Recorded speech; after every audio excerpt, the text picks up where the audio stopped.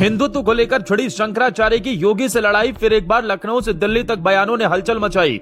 मोदी शाह भी देखकर दंग, दे दिया इस बार अल्टीमेटम। दिल्ली नहीं अब लखनऊ में बैठूंगा, शंकराचार्य के एक बयान ने हिलाई नेताओं की कुर्सी। अब क्या करेगी योगी सरकार, उठने लगे सियासी गलियारों में सवाल। ब्रजभूषण भी दंग।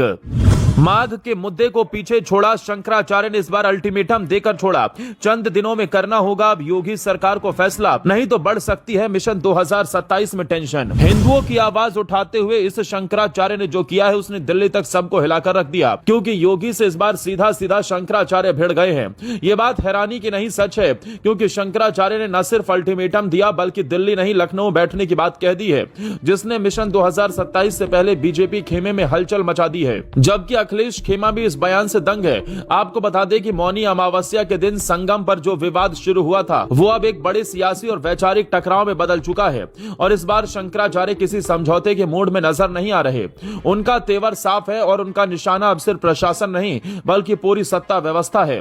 शंकराचार्य ने यह साफ कर दिया कि अब यह लड़ाई स्नान की नहीं है, यह लड़ाई हिंदुत्व की परिभाषा की है। और यही बात योगी सरकार के लिए सबसे बड़ी चुनौती बन गई है, क्योंकि जब कोई धर्मगुरु ये कहे कि अब असली और नकली हिंदू की पहचान होगी तो सियासत की नींव हिलना तय है। शंकराचार्य का यह बयान लखनऊ से दिल्ली तक हलचल मचा रहा है और सत्ता के गलियारों में बेचैनी साफ दिखाई दे रही है। शंकराचार्य ने साफ शब्दों में कहा कि माघ का मुद्दा पीछे छूट चुका है। उन्होंने गिनाकर बताया कि 11 दिन तक वो संगम तट पर बैठे रहे, इंतजार करते रहे कि कोई जिम्मेदार आएगा, गलती मानेगा, सम्मान लौटाएगा। लेकिन उनके मुताबिक वहां माफी नहीं थी, वहां सिर्फ लालच था, सिर्फ बहलाने की कोशिश थी। उन्होंने सवाल उठाया कि जब 11 दिन मौका दिया गया तो अब माफी किस बात की। उनका कहना है कि अधिकारी क्षमा याचना नहीं कर रहे थे बल्कि सौदेबाजी कर रहे थे। इसके बाद जो शर्त शंकराचार्य ने रखी उसने पूरी राजनीति का रुख बदल दिया। उन्होंने कहा कि अगर हिंदू होने का दावा है तो सबसे पहले गौ मांस के निर्यात को बंद किया जाए और 40 दिनों के भीतर गौ माता को राष्ट्र माता घोषित किया जाए। ये मांग सिर्फ धार्मिक नहीं है, बता दें ये राजनीतिक भी है, और यही वजह है कि योगी सरकार की मुश्किलें बढ़ गई हैं। शंकराचार्य ने यह भी ऐलान कर दिया कि अब वो दिल्ली नहीं जाएंगे, अब वो लखनऊ में बैठेंगे और 10 और 11 मार्च को संत समाज के साथ वही फैसला लेंगे। ये साफ संकेत है कि ये आंदोलन अब समय और स्थान दोनों तय कर चुका है और सरकार के पास टालने का विकल्प कम होता जा रहा है। सबसे तीखा मोड़ तब आया जब शंकराचार्य ने सबूत की बात छेड़ दी। उन्होंने बताया कि उनसे शंकराचार्य होने का प्रमाण मांगा गया, 24 घंटे का समय दिया गया और यहां तक कहा गया कि मेले में प्रवेश से वंचित किया जाए। उन्होंने कहा कि उन्होंने प्रमाण दे दिया और आज तक उस जवाब को गलत साबित नहीं किया गया। इसका मतलब साफ है कि उनका जवाब सही था।